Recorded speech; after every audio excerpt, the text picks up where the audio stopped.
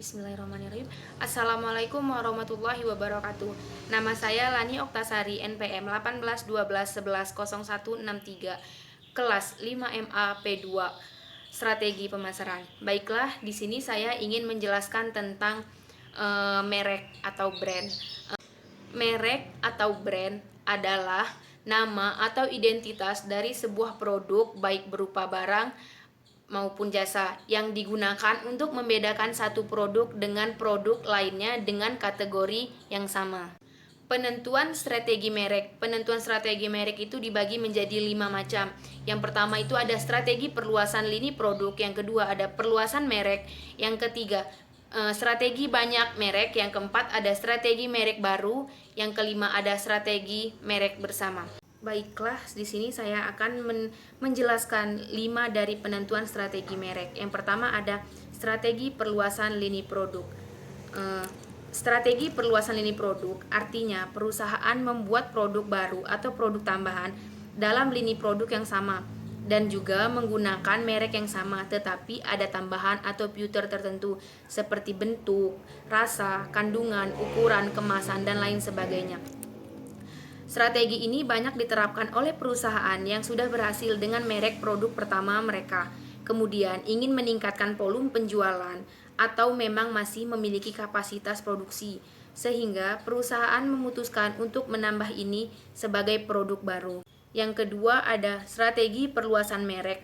Strategi perluasan merek adalah saat perusahaan memutuskan untuk menggunakan merek yang sudah ada, yang biasanya memang sudah berhasil di pasaran, untuk digunakan sebagai merek produk baru dalam lini produk yang berbeda. Dengan menggunakan merek yang sudah ada, perusahaan berharap proses pengenalan produk ke pasar akan lebih mudah karena brand atau merek tersebut sudah dikenal oleh para konsumen. Dan yang ketiga ada strategi banyak merek atau multi brand strategi. Artinya strategi ini di mana perusahaan menggunakan banyak merek untuk setiap produknya dalam kategori produk yang sama. Ada berbagai alasan atau sebab mengapa perusahaan memilih strategi multi brand, atau mengapa sih perusahaan memilih banyak merek dalam kategori produk yang sama tersebut. Terkadang perusahaan memang tidak ingin mengganggu kinerja merek yang sudah ada, sehingga ketika akan memperluas lini produk mereka, maka digunakan merek produk baru. Dengan demikian, produk merek pertama akan aman jika terjadi kegagalan pada merek kedua ini. Yang keempat, ada strategi merek baru, new brand strategi. Penggunaan merek baru ini untuk meluncurkan produk baru biasanya dipilih oleh perusahaan dengan alasan tertentu. Di antaranya adalah dikhawatirkan jika produk baru gagal, maka bisa mempengaruhi merek produk yang sudah ada. Perusahaan tidak mau mengambil resiko dengan merek dan produk yang baru tersebut, atau perusahaan menganggap merek yang sudah mereka miliki tidak ada yang cocok dengan produk baru tersebut. Dengan menggunakan merek yang sama sekali baru, maka jika terjadi kegagalan produk, merek-merek yang sudah ada tidak akan terpengaruh.